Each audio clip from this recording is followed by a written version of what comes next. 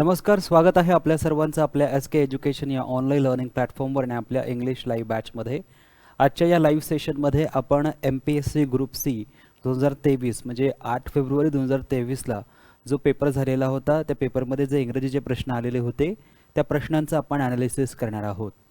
आता आपण ॲनालिसिस करत असताना हे सुद्धा समजून घेणार आहोत की प्रश्न नेमका कोणत्या टॉपिकवर विचारलेला आहे आणि त्या पद्धतीचे आणखी कशा प्रकारचे प्रश्न जे आहेत ते आपल्याला विचारले जाऊ शकतात, जेणेकरून अभ्यास करत असताना आपल्याला कळेल की कोणता टॉपिक फार महत्त्वाचा आहे आणि कशा पद्धतीने प्रश्न आपल्याला विचारले जात आहे.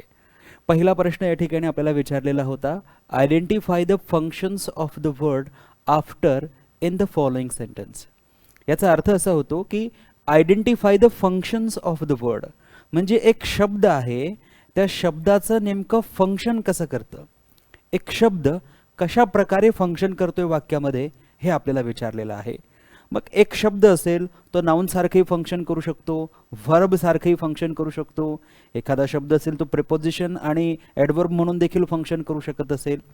तर हा जो टॉपिक आहे हा टॉपिक आहे वर्ड फंक्शनचा टॉपिक. म्हणजे एखादा शब्द विविध प्रकारे विविध सेंटेन्सेसमध्ये आपल्यासमोर येत असतो आणि कधी तो नाउन असतो तर कधी तो व्हर्ब असतो, कधी कंजंक्शन असतो तर कधी तो ॲडवर्ब असतो तर कधी तो प्रिपोजिशन देखील असतो. मग त्यापैकी आपल्याला विचारलेलं आहे की हा जो आफ्टर शब्द आहे हा कशा कशा प्रकारे फंक्शन करतोय सेंटेन्सेसमध्ये ते आपल्याला ओळखायचं आहे.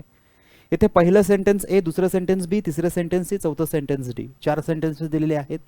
चारही सेंटेन्सेसमध्ये आफ्टर हा शब्द आहे, परंतु त्या चारही सेंटेन्सेसमध्ये आफ्टर हा जो शब्द आहे हा वेगवेगळं फंक्शन करत असेल. कुठे तो प्रेपोजिशन असेल, कुठे तो एडजेक्टिव्ह असेल, तर कुठे तो ॲडवर्ब असेल, हे आपल्याला ओळखायचं आहे. मग आता बघा पहिलं सेंटेन्स, दे अराइव्ड सून आफ्टर. आता पहिल्या वाक्यामध्ये हा जो आफ्टर शब्द आहे हा शेवटी आलेला आहे आणि हा जो शब्द आहे हा जर आपल्याला ओळखायचा असेल की हा नेमका नाउन आहे की प्रोनाउन आहे की एडजेक्टिव्ह आहे की ॲडवर्ब आहे की प्रेपोजिशन आहे की कंजंक्शन आहे की व्हर्ब आहे, काय आहे नेमकं हे ओळखायचं असेल तर आपल्याला पहिल्यांदा सब्जेक्टकडे जायचं आहे. सब्जेक्ट आहे दे, त्यानंतर अराइव्ड आहे व्हर्ब आणि या अराइव्हसाठी आलेला जो दुसरा या ठिकाणी शब्द आलेला आहे सून, हा शब्द आहे ॲडवर्ब. सो बघा, दे आहे सब्जेक्ट, अराइव्ड आहे व्हर्ब, व्हर्बबद्दल जास्तीची माहिती सांगण्यासाठी आलेला शब्द आहे सून. आता या सूनबद्दल जास्तीची माहिती सांगण्यासाठी पुढे आणखी एक शब्द आलेला आहे आफ्टर. मग ॲडवर्बबद्दलच जास्तीची माहिती सांगणाऱ्या शब्दाला देखील आपण ॲडवर्बच असं म्हणत असतो. एखाद्या वाक्यामध्ये जर ॲडवर्ब आलेला असेल आणि त्याबद्दल जास्तीची माहिती सांगणारा जर एखादा दुसरा शब्द आलेला असेल तर तो देखील ॲडवर्बच असतो. हे आपण ॲडवर्ब प्रकरणात शिकलेलो आहोत. पहिलंच जे आपला व्हिडिओ आहे त्या व्हिडिओमध्ये मी तुम्हाला सांगितलेलं आहे की ॲडवर्ब कशा कशा प्रकारे फंक्शन करतो. ॲडवर्ब हा ॲडजेक्टिव्हबद्दलचीही जास्तीची माहिती देतो, व्हर्बबद्दलही जास्तीची माहिती देतो आणि खुद्द ॲडवर्बबद्दलचीही जास्तीची माहिती ॲडवर्ब देत असतो. म्हणजे पहिल्या वाक्यामध्ये हा जो आफ्टर शब्द आलेला आहे हा एक ॲडवर्ब आहे. मग आपल्याकडे ऑप्शन आहे, ऑप्शन 1 मध्ये सांगितलेलं आहे की ॲडजेक्टिव्ह आहे, ऑप्शन 2 म्हणतंय की कंजंक्शन आहे. म्हणजे ऑप्शन 1ही आपलं उत्तर होणार नाही, ऑप्शन 2 हे देखील आपलं उत्तर होणार नाही. मग पुढचे ऑप्शन्स काय आहेत तर बघा, पुढचे ऑप्शन्स हे आहेत की ऑप्शन 3 म्हणतं की पहिला शब्द ॲडवर्ब आहे, ऑप्शन 4 म्हणतं की पहिला शब्द ॲडवर्ब आहे. म्हणजे एकतर ऑप्शन 3 बरोबर असेल किंवा ऑप्शन 4 बरोबर असेल, या दोन्हीपैकी कोणतंही एक ऑप्शन बरोबर असेल. मग या दोन्हीपैकी कोणतं ऑप्शन नेमकं बरोबर आहे यासाठी आपल्याला आणखी पुढचं सेंटेन्स जे आहे ते रीड करावं लागेल. ही टेक्स आफ्टर हिज फादर. आता या सेंटेन्समध्ये जर तुम्ही पाहिलं तर या ठिकाणी ही आहे, त्यानंतर टेक्स हा व्हर्ब आहे आणि त्यानंतर हा आफ्टर आहे, हिज फादर असं म्हटलेलं आहे. म्हणजे या ठिकाणी व्हर्ब नंतर हा प्रिपोजिशन आलेला आहे किंवा व्हर्ब नंतर हा आफ्टर आलेला आहे. सो एखाद्या व्हर्ब नंतर जर आफ्टर हा शब्द येत असेल तर तो काय असणार आहे, प्रेपोजिशन असणार आहे. म्हणजे सेकंड वाक्यामध्ये, वाक्य बी मध्ये दुसरा शब्द आफ्टर जो यूज केलेला आहे हा प्रेपोजिशन आहे. मग आपल्याला असं ऑप्शन शोधायचं आहे की ज्या ठिकाणी प्रेपोजिशन दिलेलं आहे. बघा, तिसऱ्या ऑप्शनमध्ये प्रेपोजिशन दिलेलं आहे, चौथ्या ऑप्शनमध्ये ॲडजेक्टिव्ह म्हटलेलं आहे. म्हणजे चौथं ऑप्शन आपलं उत्तर होणार नाही, ऑप्शन 3 जे आहे हे आपलं करेक्ट उत्तर होईल. आणि इतकं जरी समजत नसेल तरी आणखी काही सेंटेन्सेस आहेत ते देखील आपण रीड करायचे. बघा, पडताळा करून बघायचं आहे. समजा आपल्याला पहिल्या सेंटेन्सवरनं कळत नसेल की आफ्टर काय आहे तर ही 3 सेंटेन्सेस रीड करा. याच्यावरनं तुम्हाला कळेल की बाकीच्या 3 सेंटेन्सेसमध्ये आफ्टर काय म्हणून फंक्शन करतोय आणि त्यानुसार मग तुम्ही तुमच्या उत्तराला पडताळा करून कोणतं उत्तर अगदी बरोबर आहे ते शोधू शकतात. या ठिकाणी म्हटलेलं आहे आफ्टर एजेस शाल सिंग हिज ग्लोरी. इथे बघा, एजेस काय आहे, एजेस एजेस काय आहे, एक नाऊन आहे आणि नाऊन बद्दल जास्तीची माहिती सांगण्यासाठी आलेला शब्द कोणता आहे, आफ्टर आहे. सो नाऊनच्या आधी आलेला आहे म्हणजे काय आहे, या ठिकाणी आफ्टर एक ॲडजेक्टिव्ह आहे, म्हणजे सेंटेन्स सी मध्ये तो ॲडजेक्टिव्ह होईल. सेंटेन्स सी मध्ये जर ॲडजेक्टिव्ह होईल तर बघा ऑप्शन 3 आपल्याला ॲडजेक्टिव्ह बरोबर सांगताय. आता शिल्लक राहिलं चौथं सेंटेन्स, ते देखील चेक करूया. We went away after they had left. इथे बघा वी वेंट अवे हा पहिला क्लॉज, दे हॅड लेफ्ट हा दुसरा क्लॉज आणि यांना जोडण्यात आलेला आहे आफ्टरने. आफ्टर या ठिकाणी जोडण्याचं काम करतोय आणि म्हणून आपण याला काय म्हणणार आहोत, कंजंक्शन म्हणणार आहोत. सो चौथ्या वाक्यामध्ये आफ्टर हा शब्द जो आहे हा कंजंक्शन म्हणून फंक्शन करतोय. सो बघा ऑप्शन 3 मध्ये चौथं कंजंक्शन दिलेलं आहे, म्हणजे आपलं ऑप्शन 3 जे आहे हे ऑप्शन 3 करेक्ट ऑप्शन होणार आहे. तर हा होता आपला प्रश्न. आता हा प्रश्न आपल्याला पुन्हा देखील रिपीट केला जाऊ शकतो. 2 सेंटेन्सेस याच्यातले रिपीट केले जाऊ शकतात, भविष्यात रिपीट केले जाऊ शकतात, परंतु आफ्टर शब्दाच्या ऐवजी तुम्हाला बिफोर हा शब्द दिला जाईल, कधी कधी तुम्हाला सिन्स हा शब्द दिला जाईल. तर सिन्स हा शब्द प्रेपोजिशन आणि कंजंक्शन दोन्ही प्रकारे काम करतो. त्याच पद्धतीने बिफोर हा जो शब्द आहे हा ॲडवर्ब म्हणून देखील काम करतो, कंजंक्शन म्हणून देखील काम करतो, प्रेपोजिशन म्हणून देखील काम करतो.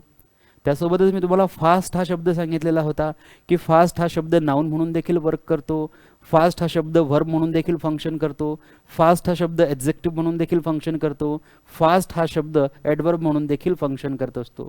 तर असे शब्द की जे एकच आहेत परंतु वाक्यामध्ये वेगवेगळ्या प्रकारे फंक्शन करू शकतात, अशी शब्द जी आहेत ती आपल्याला माहिती असली पाहिजे. ते शब्द मी तुम्हाला सांगितले, एक आहे आफ्टर, दुसरा आहे बिफोर, तिसरा आहे सिन्स, चौथा आहे जो यापूर्वी मी तुम्हाला सांगितला चौथा आहे फास्ट शब्द. ओके, तर हा पहिला प्रश्न आहे. आपल्याला प्रश्न समजून घ्यायचा आहे, सोबतच त्याचं पॅटर्न देखील समजून घ्यायचं आहे की कोणत्या पॅटर्नवर आपल्याला MPSC हा प्रश्न विचारत आहे. आता यानंतर बघा दुसरा प्रश्न विचारलेला आहे, she is more charming than any other women living. दुसरं सेंटेन्स आहे, I have no ulterior motive than helping you. तिसरं सेंटेन्स आहे, he has greater popularity than any other leader. आता जर आपण पहिलं सेंटेन्स रीड केलं तर she is more charming than any other women living, या सेंटेन्समध्ये आपल्याला विचारलेलं आहे की choose the correct sentence or sentences. Correct sentence आपल्याला ओळखायला सांगितलेलं आहे. आता हे तीनही सेंटेन्सेस जर तुम्ही व्यवस्थित रीड केली तर हे तुम्हाला डिग्री या चॅप्टरवरची सेंटेन्सेस दिसत आहेत. आणि डिग्री या चॅप्टरमध्ये मी तुम्हाला जितके नियम सांगितलेले आहेत ते जर तुम्ही व्यवस्थित केलेले असतील तर या प्रश्नाचं अचूक उत्तर तुम्हाला आताही देता आलं असेल आणि परीक्षा जर असेल तर परीक्षेतही तुम्हाला देता आलं असेल. इथे बघा शी इज मोर चार्मिंग म्हटलेलं आहे. मोर चार्मिंग म्हणजे ही कोणती डिग्री आहे तर ही कॉम्पॅरेटिव्ह डिग्री आहे. कॉम्पॅरेटिव्ह डिग्री नंतर या ठिकाणी बघा द्यान घेतलेलं आहे, हे अगदी बरोबर आहे. त्यानंतर एनी अदर म्हटलेलं आहे आणि एनी अदर नंतर नाऊन सिंग्युलर येतं, तर या ठिकाणी विमेन सिंग्युलर आहे, म्हणजे हे वाक्य अगदी बरोबर आहे. सेंटेन्स ए पूर्णतः बरोबर आहे. आता दुसरं वाक्य बघा, दुसरं वाक्य काय आहे, I have no ulterior motive than helping you. आता तुम्हाला बऱ्याच वेळ सांगितलेलं आहे की एक असा शब्द, एक असा ॲडजेक्टिव्ह की ज्याचा शेवट IOR ने होत असेल, असं कंपॅरेटिव्ह डिग्रीच्या वाक्यामध्ये कधीच आपण दॅन हा शब्द घेत नाही. म्हणजे या ठिकाणी सेंटेन्स बी जे आहे हे सेंटेन्स बी कसं आहे, चुकीचं आहे. मग पहिली 2 सेंटेन्सेस आपण ठरवली की ए बरोबर आहे आणि बी चुकीचं आहे. तर बघा इथे ऑप्शन 1 आपलं उत्तर होऊ शकतं, परंतु ऑप्शन 2 कोणत्याही प्रकारे आपलं उत्तर होऊ शकत नाही. त्यानंतर बघा ओनली ए अँड सी हे देखील आपलं उत्तर होऊ शकतं, परंतु इथे जर पाहिलं की बी बरोबर आहे परंतु बी तर चुकीचं आहे, तर हे आपलं ऑप्शन होणार नाही. म्हणजे एकतर 1 किंवा 3 यापैकी आपलं कोणतंही करेक्ट ऑप्शन असू शकतं. त्यासाठी आता सेंटेन्स 3 जे आहे, सी जे आहे ते बघायचं आहे. He has greater popularity than any other leader. आता बघा या ठिकाणी दॅन म्हटलेलं आहे, या ठिकाणी एनी अदर म्हटलेलं आहे. एनी अदर नंतर नाऊन सिंग्युलर आहे आणि वाक्यामध्ये दॅन आहे, म्हणजे आपली जी डिग्री आहे ती कशी असली पाहिजे, कंपॅरेटिव्ह डिग्री असली पाहिजे. ग्रेटर कंपॅरेटिव्ह डिग्री आहे, म्हणजे सेंटेन्स सी बरोबर आहे. सेंटेन्स सी बरोबर आहे तर इथे देखील ऑप्शन 3 बरोबर असेल. ऑप्शन 2 जे आहे ते काय होईल, चुकीचे. ऑप्शन 1 जे आहे चुकीचे होईल, ऑप्शन 3 जे आहे ते बरोबर होईल. दिसतंय सर्वांना इथपर्यंत? सो हा जो प्रश्न विचारलेला आहे हा प्रश्न आपल्याला डिग्री या प्रकरणावर विचारलेला आहे. त्यामुळे डिग्रीचे जे काही 3-4 व्हिडिओज आहेत ते जर तुम्ही प्रॉपरली व्यवस्थित अभ्यासणार तर तुम्हाला ही सर्व जी प्रश्न आहे डिग्रीवरची ती सोडवता येतील. सो हा प्रश्न अगदी सोपा होता. त्यानंतर बघा पुढचा प्रश्न, which of the following sentences are grammatically correct. खालील दिलेल्यांपैकी कोणते सेंटेन्सेस करेक्ट आहेत हे आपल्याला बघायचं आहे. बघा पहिलं सेंटेन्स आहे, she did not break it or lose it. आता पहिलं सेंटेन्स जर तुम्ही पाहिलं तर पहिल्या सेंटेन्सचा सब्जेक्ट आहे शी, त्यानंतर लिहिलेलं आहे डिड नॉट आणि त्यानंतर आपल्याला मिळालं पाहिजे V1. So she did not break इथपर्यंत आपलं सेंटेन्स अगदी बरोबर आहे. त्यानंतर पुढे जर तुम्ही पाहिलं तर पुढे इट लिहिलेलं आहे की शी डिड नॉट ब्रेक इट, तिने हे तोडलं नाही. आणि पुढे हा जो शब्द दिलेला आहे नॉर, हा शब्द पूर्णतः चुकीचा आहे. जर आपल्या वाक्यामध्ये नाईदर असेल तर आपण नॉर घेत असतो. जर आपल्या वाक्यामध्ये नाईदर असेल तर आपण नॉर घेत असतो. आणि सेंटेन्स जर नेगेटिव्ह असेल आणि सेंटेन्समध्ये नाईदर नसेल, नॉट असेल, तर पुढे नॉर घेता येत नाही, पुढे ऑरच घ्यावा लागतो. सो हा नॉटसाठी जो नॉर घेतलेला आहे हा चुकीचा आहे. इथे काय असायला पाहिजे होता, इथे ऑर असायला पाहिजे होता. समजतंय सर्वांना? बघा हे फार महत्त्वाचं आहे. She did not break it nor lose it. आपण असा विचार करणार की इथे नॉट आहे आणि इथे नॉर आहे, बरोबर आहे, सेंटेन्स बरोबर आहे. परंतु अशाच पद्धतीने MPSC तुम्हाला कन्फ्यूज करेल आणि हे कन्फ्युजन आपल्याला दूर करायचं आहे. कन्फ्युजन दूर करण्यासाठी आपल्याला MPSCच्या परीक्षांचा व्यवस्थित अभ्यास करावा लागेल, जेणेकरून आगामी काळात ज्या मुख्य परीक्षा होतील त्यामध्ये तुम्हाला इंग्रजीमध्ये जास्तीत जास्त मार्क्स मिळवता येतील. सो इथे बघा नॉट आहे. लक्षात ठेवायचं की पहिलं सेंटेन्स जर नेगेटिव्ह आहे त्याच्यामध्ये जर नॉट आहे आणि पुढे जर नॉरने एखादं सेंटेन्स सुरू होत असेल, पुढे जर नॉरने एखादा क्लॉज सुरू होत असेल तर ते पूर्णतः चुकीचं होईल. तिथे नॉर नको पाहिजे, तिथे ऑर असायला पाहिजे. सो हे जे पहिलं सेंटेन्स आहे, हे पहिलं सेंटेन्स कसं आहे, चुकीचं आहे. मग हे जर पहिलं सेंटेन्स चुकीचं आहे तर या ठिकाणी बघा ज्या ज्या ऑप्शनमध्ये तुम्हाला ए दिसेल ती ऑप्शन्स एलिमिनेट करायची. सो ऑप्शन 2 आणि ऑप्शन 4 एलिमिनेट झाली, हे कोणत्याही परिस्थितीत आपलं उत्तर होणार नाहीत. आता पुढे बघा, a month has passed since I come here. आणि पुढचा सेंटेन्स आहे, a month passed since I am coming here. आता हा जो शब्द आहे सिन्स, हा या ठिकाणी एक कंजंक्शन म्हणून यूज करण्यात आलेला आहे. सो सिन्स सोबत आपण एकतर प्रेझेंट परफेक्ट टेन्स यूज करतो किंवा पास्ट टेन्स यूज करतो. या ठिकाणी जर आपण पाहिलं a month has past, so इथे बघा हॅज पास्टचा वापर झालेला आहे. इथे जर आपण पाहिलं अ मंथ पास्ट, सो या ठिकाणी V2चा वापर झालेला आहे, म्हणजे दोन्ही सेंटेन्सेस बरोबर आहेत. मग पुढे जर आपण पाहिलं तर या ठिकाणी आय कम जे आहे हे बरोबर असेल, आय एम कमिंग हिअर जे आहे हे चुकीचं असेल. कारण सिन्स सोबत कधीच आपण कंटिन्युअस टेन्सचा वापर करत नाही. सिन्स सोबत आपण कधीच कंटिन्युअस टेन्सचा वापर करत नाही आणि म्हणून सेंटेन्स डी जे आहे हे सेंटेन्स डी चुकीचं होईल. केवळ बी आणि सी ही दोन्ही सेंटेन्स या ठिकाणी बरोबर होतील. आपण सेंटेन्स बी चेक केलं नाहीये, पुन्हा एकदा चेक करूया. She did not break it or lose it. Okay, आपण हे रीड केलं नव्हतं, आपण डायरेक्टली सी कडे गेलो होतो. आता ज्याप्रमाणे मी तुम्हाला सांगितलं शी डिड नॉट ब्रेक इट आणि हा नॉर चुकीचा, याच्याऐवजी ऑर पाहिजे. तर इथे बघा she did not break it or lose it हे सेंटेन्स बरोबर आहे. सो सेंटेन्स बी बरोबर आहे, सेंटेन्स सी बरोबर आहे, सेंटेन्स डी चुकीचा आहे. बी आणि सी जे आहे हे बरोबर आहेत आणि बी आणि सी जर बरोबर आहेत तर आपण पाहू शकतो ऑप्शन 1 मध्ये बी आणि सी आहे, ऑप्शन 3 जे आहे ते चुकीचं होईल. सो या पद्धतीने ऑप्शन 1 जे आहे ते आपलं करेक्ट उत्तर होईल. आता ही जी सेंटेन्सेस आहेत हे सेंटेन्सेस कशाशी निगडित आहे, हे सेंटेन्सेस टेन्स आणि प्रपोजिशन आणि कंजंक्शनशी संबंधित सेंटेन्सेस आहेत. सो या ठिकाणी बघा हा जो नॉर किंवा ऑर आहे कंजंक्शन आहे, हा ऑर देखील कंजंक्शन आहे आणि हा सिन्स देखील काय आहे, कंजंक्शन आहे. म्हणजे हा प्रश्न आपल्याला कंजंक्शन या प्रकरणावर विचारण्यात आलेला आहे. सो कंजंक्शन आपल्याला अगदी व्यवस्थित करून जायचे आहेत परीक्षेच्या आधी. यानंतर बघा, he said I went to my friend's house yesterday.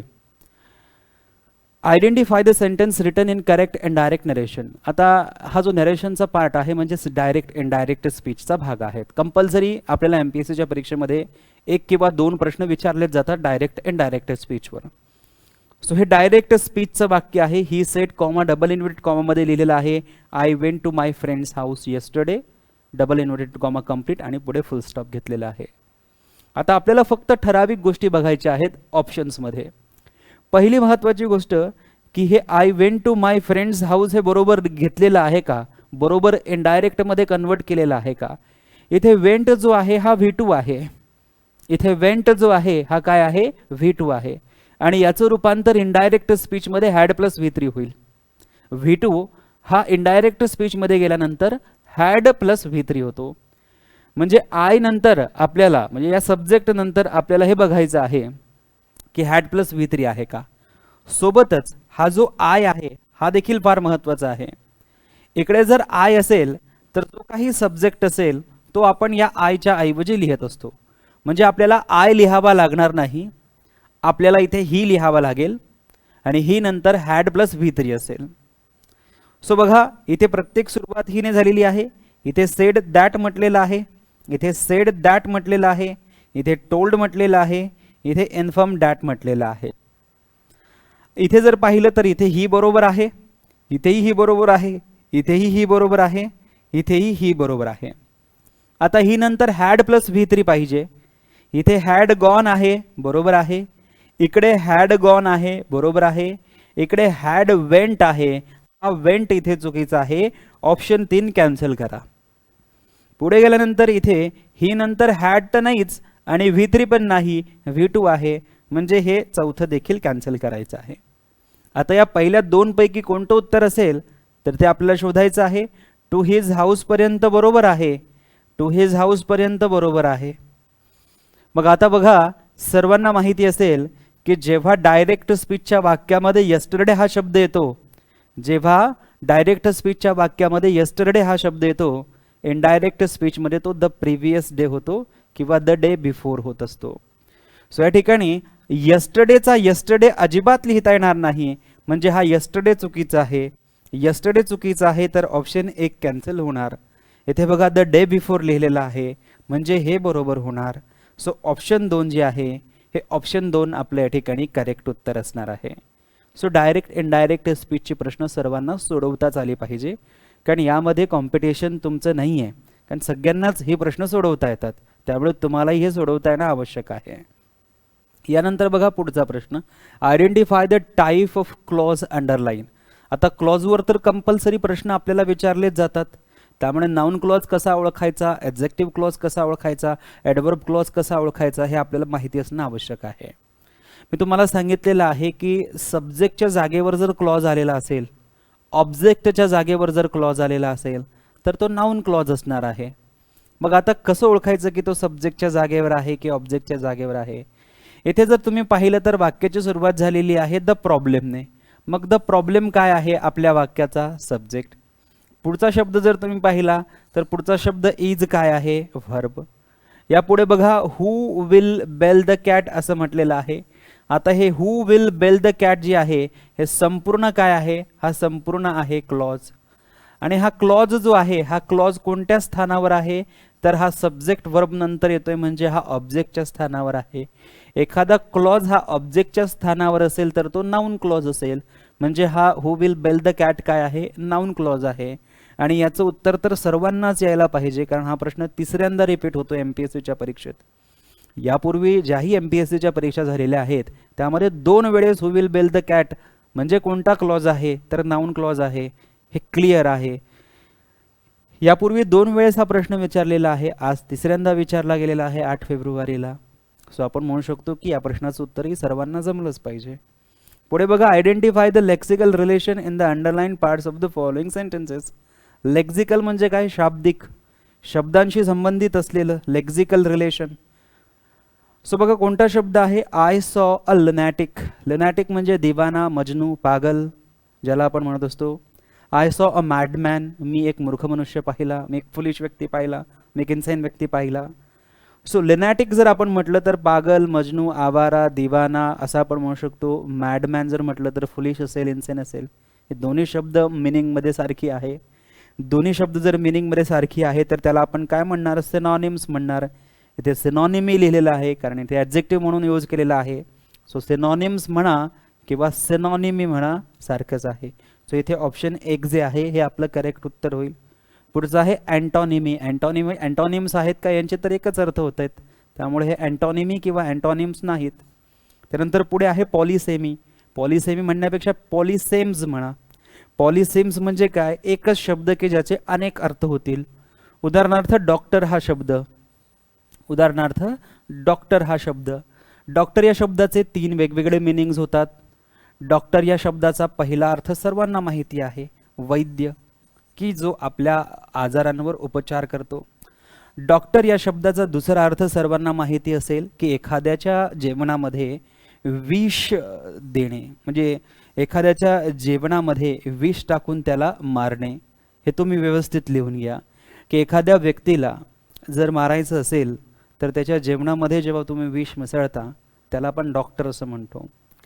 त्यानंतर तिसरा मिनिंग जो आहे डॉक्टरचा तो आहे छेडछाड करणे. एखादी कॅसेट असेल, एखादं प्रूफ असेल, एखादा एव्हिडन्स असेल, त्याच्यासोबत टॅम्परिंग केली जाते, छेडछाड केली जाते, त्याला देखील आपण काय म्हणतो, डॉक्टर असं म्हणतो. सो हे सर्व शब्द डॉक्टरसाठी आहे. आणि एखादा तज्ज्ञ व्यक्ती असेल, स्पेशलिस्ट व्यक्ती असेल, त्या विषयामध्ये तो खूप पारंगत असेल तर तो डॉक्टरेट होतो, त्याला आपण डॉक्टर देखील म्हणतो. सो हा देखील चौथा मिनिंग आहे. सो असा एक शब्द परंतु त्याचे अनेक मिनिंग्स, याला आपण म्हणतो पॉलिसेम्स किंवा पॉलिसेमी. सो हे एकच शब्द आहेत का नाही, हे तर वेगवेगळे शब्द आहेत, त्यांचा एक मिनिंग होतोय. 2 वेगवेगळ्या पद्धती आहे. जर शब्द एक असेल त्याचे वेगवेगळे मिनिंग्स होत असतील तर पॉलिसेम्स, शब्द 2 वेगवेगळे आहेत त्यांचे एकच मिनिंग्स होत असतील तर सिनॉनिम्स. पुढचा शब्द आहे हायपोनिम्स. हायपोनिम्स म्हणजे काय, सब क्लास. जे काही सब क्लास असतात त्यांना आपण हायपोनिम्स असं म्हणत असतो. फॉर एक्झाम्पल मी जर तुम्हाला म्हटलं की रोहित हे काय आहे, रोहित एक प्रॉपर नाउन आहे. पहिल्यांदा मी जर विचारलं की रोहित काय आहे तर तुम्ही सांगणार रोहित नाउन आहे. पहिल्यांदा जर मी तुम्हाला विचारलं की रोहित काय आहे तर तुम्ही सांगणार नाउन. मी जर विचारलं हे कोणतं नाउन आहे तर तुम्ही म्हणणार प्रॉपर नाउन. सो जसं जसं आपण सब क्लास तयार करतो, सो प्रॉपर नाउन हा नाउनचा काय होणार, हायपोनिम होणार. सो सब क्लासला जी नावं दिली जातात, सब टाईप्सला जी नावं दिली जातात ते सर्व हायपोनिम्स असतात. हा काही महत्त्वाचा भाग नाही आहे. हे थोडंसं तुम्हाला कन्फ्यूज करण्यासाठी मुद्दाम इथे वाय लावून दिलेले आहे. आणि अचानक तुम्हाला असं वाटणार की हे तर आम्ही कधी शिकलेलो पण नाही आहे. सो हा कॉमन सेन्सचा भाग आहे की इथे बघा लुनॅटिक आणि मॅडमॅन या दोघं शब्दांचे अर्थ जर तुम्हाला माहिती असतील तर लॉजिकली देखील तुम्ही सिनॉनिमी हेच आन्सर देणार आणि तेच उत्तर तुमचं बरोबर होणार. सो अर्थ माहिती असली तर तुम्ही बरोबर उत्तरापर्यंत देखील पोहोचू शकतात. पुढे बघा, पुढचा प्रश्न आहे choose the correct pair of words to fill in the blanks. पहिलं सेंटेन्स आहे Columbus set out to blank India but discovered America. Edison blank the electric lamp. Discovered, invented, discover, invented. आता बघा या सेंटेन्समध्ये जर तुम्ही व्यवस्थित बघितलं तर Columbus set out to blank India but discovered America. Columbus हा भारताच्या शोधासाठी म्हणजे भारताच्या शोधात निघालेला होता, परंतु भारताच्या शोधात निघालेला असताना त्याने अमेरिकेचा शोध लावला. आता कोलंबसने अमेरिकेचा शोध लावला असं म्हणणं खूप चुकीचं आहे, कारण कोलंबस फक्त तिथपर्यंत पोहोचला, त्या आधी अमेरिका होतं.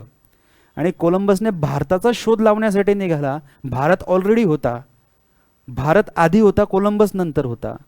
सो जर एखाद्या ठिकाणचा शोध तुम्ही घेत आहात की जे ऑलरेडी अस्तित्वात आहे, जे ऑलरेडी आहे त्याचा शोध जर तुम्ही घेणार तर ते डिस्कवर होणार, तर ते काय होईल, डिस्कवर होईल. आणि ज्याचा अजूनपर्यंत जी वस्तू तयारच झालेली नाही आहे, एक नवीन आविष्कार जर तुम्ही तयार करतायत तर त्याला तुम्ही म्हणू शकतात इन्व्हेन्शन, इन्व्हेंट. म्हणून बल्ब जी आहे हे काय आहे, इन्व्हेन्शन आहे. वॅक्सिन्स जे आहेत ते काय आहेत, इन्व्हेन्शन आहेत. सो या लोकांनी यांचा शोध लावलेला आहे की हे आधी अस्तित्वात नव्हतं आणि त्याचा शोध एखाद्या व्यक्तीने आपल्या ज्ञानाच्या जोरावर लावलेला आहे, त्याला म्हटलं जातं इन्व्हेंट करणं. आणि जे आधीच अस्तित्वात होतं त्याला फक्त तुम्ही शोधलेलं आहे, त्याला म्हटलं जातं डिस्कवर. सो भारत आधीच अस्तित्वात होता, कोलंबसने भारताला फक्त काय करण्याचा प्रयत्न केला होता, डिस्कवर. आणि एडिसन महोदयांनी काय केलेलं आहे, इलेक्ट्रिक लॅम्पचं इन्व्हेन्शन केलेलं आहे, म्हणून इथे काय येणार, इन्व्हेंटेड. सो पहिला शब्द डिस्कवर, दुसरा डिस्कवर येणार नाही, ऑप्शन 1 कॅन्सल. पहिला शब्द इन्व्हेंटेड तर अजिबात नाही, दुसरा शब्द या ठिकाणी पहिला शब्द देखील इन्व्हेंटेड नाही. सो ऑप्शन 4 बघा, डिस्कवर आहे, इन्व्हेंटेड आहे. सो ऑप्शन 4 आपलं करेक्ट उत्तर होईल.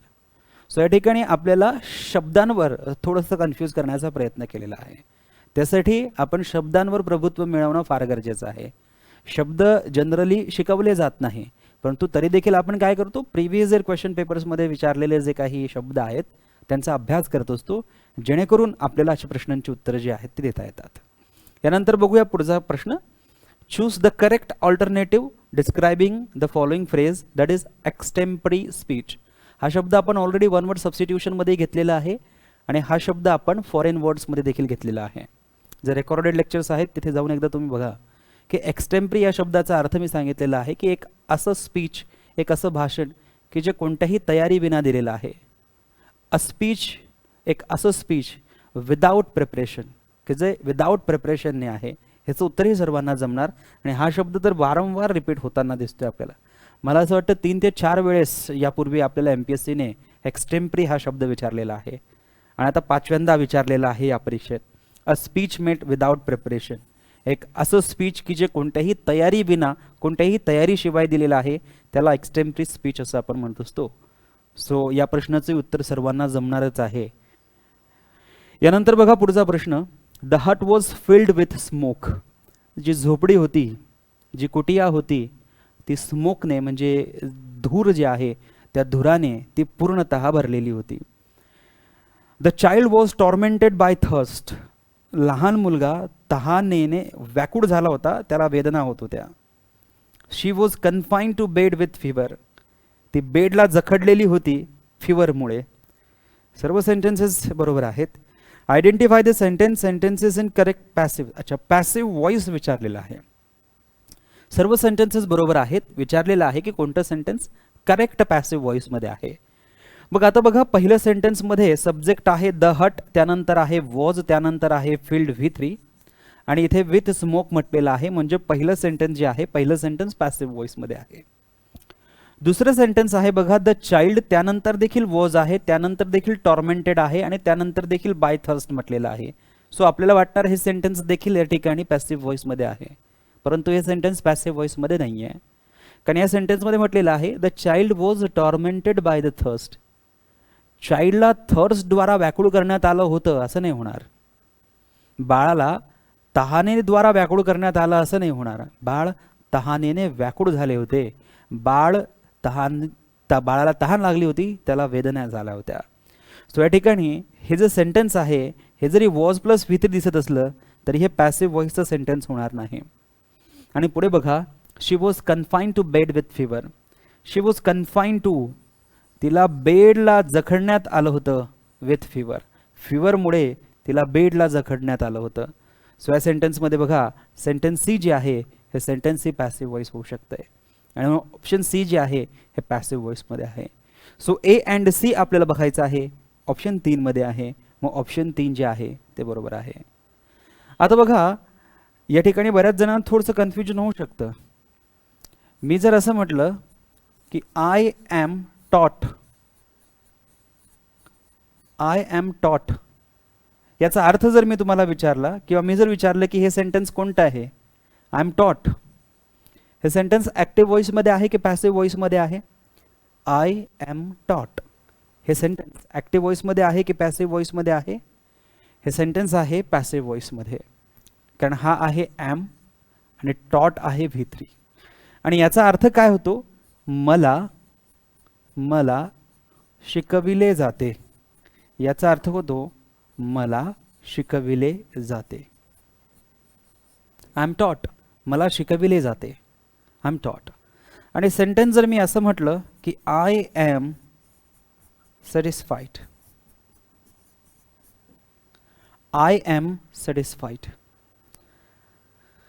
आय एम सॅटिस्फाईड, याचा अर्थ काय होणार? हे सेंटेन्स पॅसिव्ह व्हॉइसमध्ये आहे की ॲक्टिव्ह व्हॉइसमध्ये आहे? आय एम सॅटिस्फाईड हे सेंटेन्स पॅसिव्ह व्हॉइसमध्ये आहे की ॲक्टिव्ह व्हॉइसमध्ये आहे? आता हे सेंटेन्स ॲक्टिव्ह व्हॉइसमध्ये आहे, बरोबर आहे. आता याचा अर्थ जर तुम्हाला विचारला तर काय होईल? मी समाधानी आहे किंवा मी संतुष्ट आहे. पण दिसायला तर हे पण तसंच दिसतंय, एम प्लस V3, कारण सॅटिस्फाईड पण V3 आहे. सो ज्याप्रमाणे टॉट V3 आहे, आपल्याला सॅटिस्फाईड पण V3 दिसतोय. पण हे सेंटेन्स पॅसिव्ह व्हॉइसचं, हे सेंटेन्स ॲक्टिव्ह व्हॉइसचं. असा फरक पडतो या 3 सेंटेन्सेसमध्ये की ही 2 सेंटेन्सेस जी आहेत सर्व सेंटेन्सेस तशीच दिसतात वॉज प्लस V3, परंतु या दुसऱ्या सेंटेन्समध्ये टॉर्मेंटेड हा जो शब्द यूज केलेला आहे द चाइल्डसाठी तो आपल्याला दाखवतोय की हा या ठिकाणी ॲक्टिव्ह व्हॉइस आहे, पॅसिव्ह व्हॉइस नाही आहे. ओके, आता बघूया पुढचं काय आहे. Identify the correct sentence or sentences. Correct sentences आपल्याला ओळखायचे आहेत. I have a camera haven't I, stop that noise will you, I had a bath hadn't I. आता बघा पहिलं जे सेंटेन्स आहे या पहिल्या सेंटेन्समध्ये आय नंतर हॅव आहे, हॅव नंतर V3 नाही आहे. हा कॅमेरा आहे आणि कॅमेरा काय आहे, नाऊन आहे. आणि मी तुम्हाला आपल्या क्वेश्चन टॅग या प्रकरणामध्ये शिकवलेलं आहे की आय किंवा सब्जेक्ट नंतर हॅव हॅज असेल कोणत्याही सब्जेक्ट नंतर. बघा मी जर तुम्हाला सांगितलं होतं की सब्जेक्ट नंतर जर हॅव असेल आणि त्याच्यानंतर जर V3 असेल तर याच्या क्वेश्चन टॅगमध्ये हॅवंट हा शब्द येईल. आणि सब्जेक्ट असेल, सब्जेक्ट नंतर हॅव असेल आणि या हॅव नंतर जर नाऊन असेल तर एकतर क्वेश्चन टॅगमध्ये डोंट येईल किंवा डझंट येईल,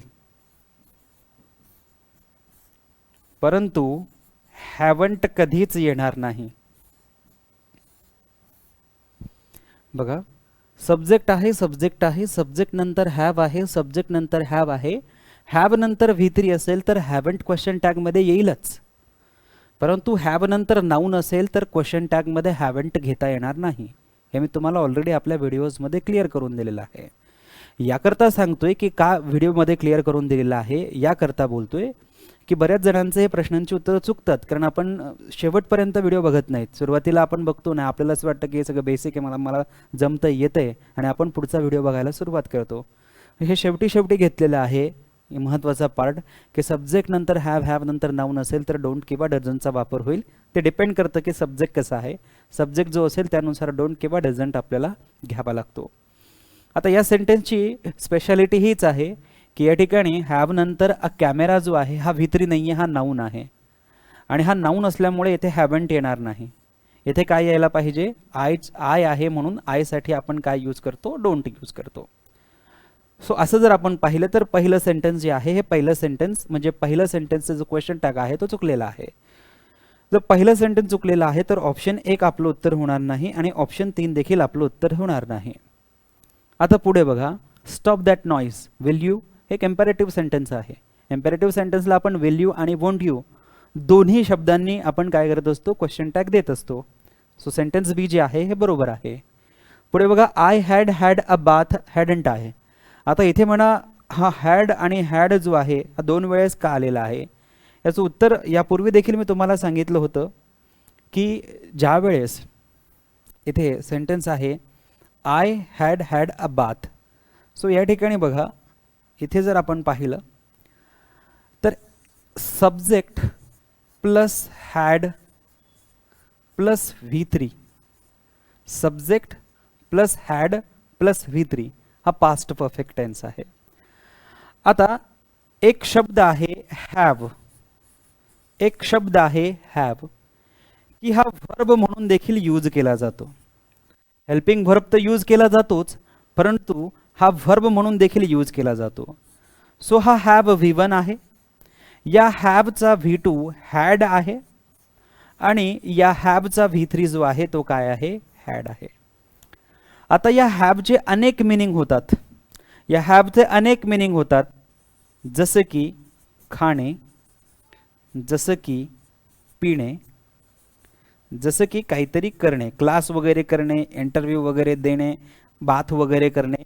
म्हणजे जवळजवळ हा जो हॅव शब्द आहे हा हॅव शब्द कोणाला रिप्लेस करतो, टेक या शब्दाला रिप्लेस करतो, ईट या शब्दाला रिप्लेस करतो.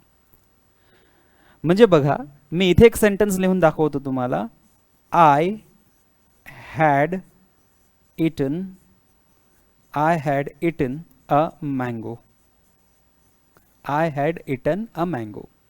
याचा अर्थ होतो की मी एक आंबा खाल्ला होता. आय हॅड काहीतरी केलं होतं, इटन V3 खाल्ला होता, काय खाल्ला होता, मँगो खाल्ला होता. I had eaten a mango. याच सेंटेन्सला तुम्ही दुसऱ्या पद्धतीने लिहू शकतात. आय हॅड, फक्त इटच्या ऐवजी तुम्ही टेक हा शब्द घ्या आणि त्याचा V3 घ्या. I had taken a mango. Okay, या सेंटेन्सचाही अर्थ तोच होईल की मी एक आंबा खाल्ला होता. I had taken a mango, मी एक आंबा खाल्ला होता. आता याच सेंटेन्सला आपण तिसऱ्या प्रकारे लिहू शकतो. आय हॅड आणि हा जो ईट, टेक आणि हा जो हॅव आहे याला आपल्याला रिप्लेस करायचा आहे, परंतु आपल्याला V3 घ्यायचा आहे म्हणून आपण हॅड घेतला आणि इथे आपण लिहिलं I had had a mango. So बघा इथे 2 वेळेस हॅड आलेला आहे. एक हॅड जो आपला हेल्पिंग वर्ब म्हणून आपण घेतो आणि एक जो V3 आहे हा एक V3 आहे. सो हे सर्वचे सर्व काय आहेत? हे सर्वचे सर्व आहेत V3. हे सर्वचे सर्व काय आहेत? V3. आणि इथे जे सेंटेन्स आपल्याला विचारलेलं आहे, इथे जे सेंटेन्स आहे ते काय आहे बघा. I had had a bath. Generally आंघोळ करणे यासाठी आपण टेक बाथ या शब्दाचा वापर करतो. टेक बाथ या दोन्ही शब्दांचा वापर करतो आंघोळ करण्यासाठी. सो इथे आपण असं म्हणू शकतो की I had taken a bath. I had taken a bath, मी आंघोळ केली होती. I had taken a bath, मी आंघोळ केली होती. याच सेंटेन्सला हे सेंटेन्स रिप्लेस करतंय. फक्त टेकनच्या ऐवजी इथे कोणता शब्द आलेला आहे? V3 had. इथे देखील टेकन काय आहे? V3 आहे. आणि हा जो याच्या आधीचा हॅड आहे हा काय आहे? हेल्पिंग वर्ब आहे, याला मदत करणारा वर्ब आहे. मग आपल्याला कळतंय की या ठिकाणी हॅड जो आहे हा V3 आहे. हा जो हॅड आहे हा V3 आहे. आणि हॅडचाही तोच विचार असतो की हॅड नंतर जर V3 असेल, हॅड नंतर जर V3 असेल तर हॅडंट येईल. हॅड नंतर जर V3 असेल तर हॅडंट असेल. इकडे हॅडंट आहे, आय बरोबर आहे, म्हणजे हे सेंटेन्स बरोबर आहे. सेंटेन्स सी बरोबर आहे तर बी फक्त बरोबर होणार नाही. बी अँड सी ऑप्शन 4 मध्ये आपल्याला दिसते.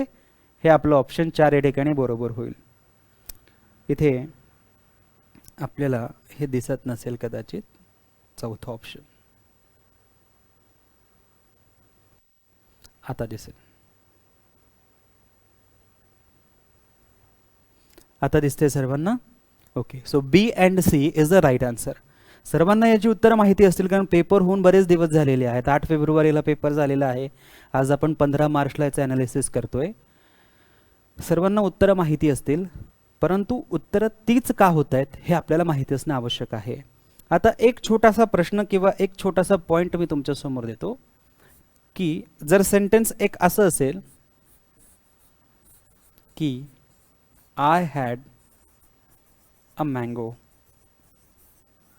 याचं क्वेश्चन टॅग आपल्याला करायचं आहे. या वाक्याचं क्वेश्चन टॅग आपल्याला करायचं आहे. आय हॅड अ मँगो या वाक्याचं क्वेश्चन टॅग आपल्याला करायचं आहे. ज्यांना ज्यांना या वाक्याचं क्वेश्चन टॅग येत असेल त्यांनी कमेंट बॉक्समध्ये आपलं जो काही उत्तर असेल, जो काही क्वेश्चन टॅग असेल तो देण्याचा प्रयत्न करायचा आहे. आय हॅड अ मँगो अगदी सोपं सेंटेन्स आहे, अगदी सोपं सेंटेन्स आहे. क्वेश्चन टॅग जे आहे ते क्वेश्चन टॅग देण्याचा प्रयत्न करायचा आहे की याचं क्वेश्चन टॅग जे आहे ते काय होईल.